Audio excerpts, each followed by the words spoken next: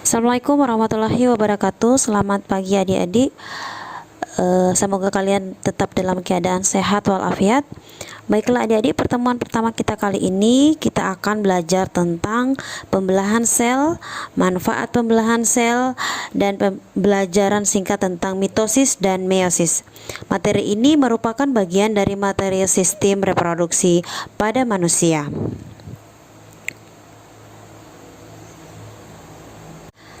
Ada 3 alasan mengapa sel mengalami pembelahan, yaitu untuk pertumbuhan, perbaikan, dan untuk reproduksi.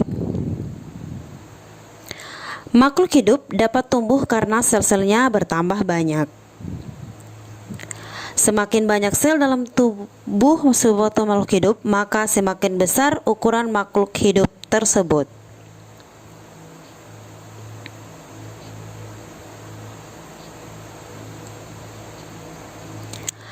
Pernahkah kamu mengalami luka pada bagian tubuhmu? Setelah beberapa lama, bagian tubuh yang luka tersebut dapat menutup seperti semula. Pada intinya, bagian tubuh yang mengalami luka mengalami kerusakan jaringan. Perbaikan jaringan yang rusak pada tubuh kita adalah hasil dari proses pembelahan sel.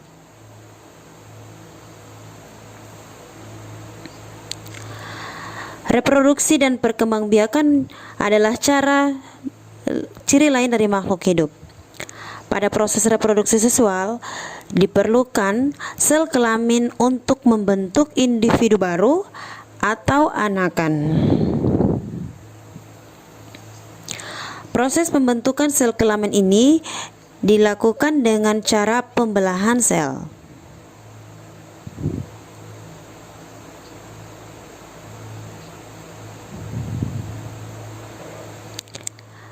Baiklah, kita bahas tentang pembelahan mitosis.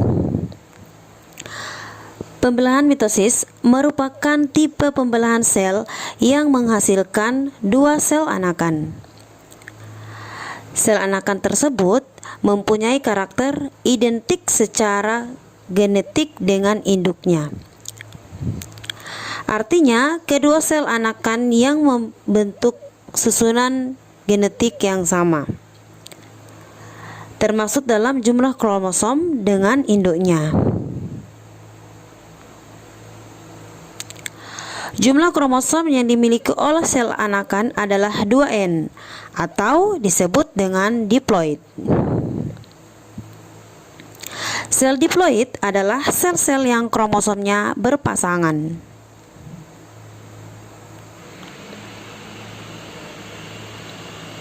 Pembelahan mitosis merupakan proses yang berkesinambungan yang terdiri atas 4 fase pembelahan.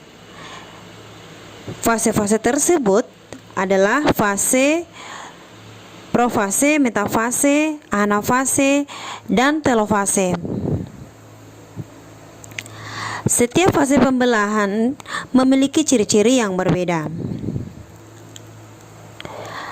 Pada tahap akhir pembelahan mitosis, yaitu fase telofase, umumnya selalu diikuti dengan pembelahan sitoplasma yang disebut dengan sitokinesis. Pada saat ini terbentuk cincin pembelahan yang berfungsi membagi sitoplasma, sehingga terbentuklah 2 sel anakan.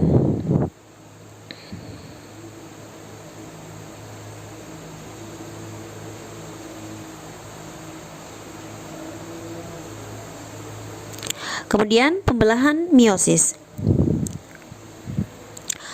Pembelahan meiosis adalah pembelahan yang menghasilkan 4 sel anakan yang masing-masing sel anakan hanya memiliki separuh dari jumlah kromosom sel induknya.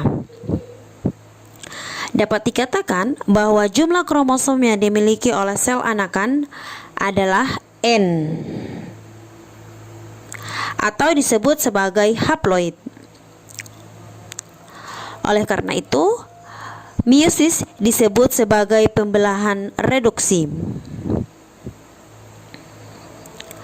Berbeda dengan mitosis, pembelahan meiosis berlangsung dalam dua tingkat, yaitu meiosis 1 dan meiosis 2. Meskipun demikian, fase-fase pembelahan meiosis mirip dengan fase pembelahan mitosis.